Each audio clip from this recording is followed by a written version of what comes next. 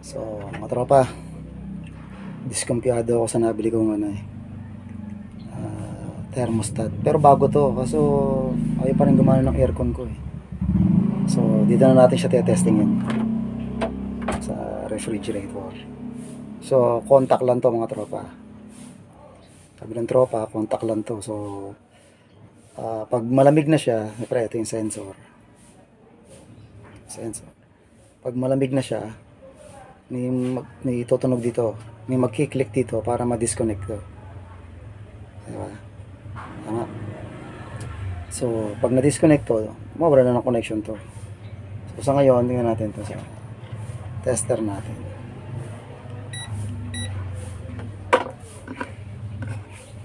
Diba? Ayan, pag kinonect mo to mga tropa, connected yan. Connected dapat siya. Ayun oh. So isang linya lang siya. Ayan. Pag lumamig yung sensor, pag lumamig yung sensor dun sa tawag dito, evaporator, pag lumamig na yan, lalamig yung copper na yan, so masesense nito yung natunog na yan, makakat na yan. So subukan natin tayo sa pasok natin sa refrigerator para sigurado kung nagana dito sa may yellow na mismo.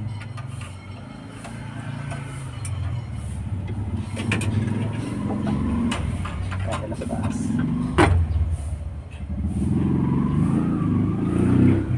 So mga tropa, dapat tutunog pa rin yan. Dito lang sa wire. So ayaw na, sabihin na disconnect na siya, lumamig na agad, diba? Bilis lumamig, freezer kasi. Yan o, wala na siyang tunog o. Sabihin disconnected na yan. So nagana to, walang problema to, bago to eh. Okay, natunog na uli siya mga tropa. Pasok natin.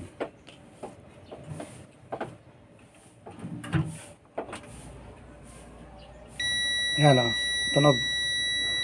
Wala yan. Pag nawala yan, na-disconnect na yan. Pag lumamig na siya, yun, tumunog. Ayos na. Diba? Tik! Narin yan, tumunog. So, malamig na malamig. Okay siya, ibig sabihin. So, linya talaga ng iyang kotse ko ang problema. May nasira siguro sa linya.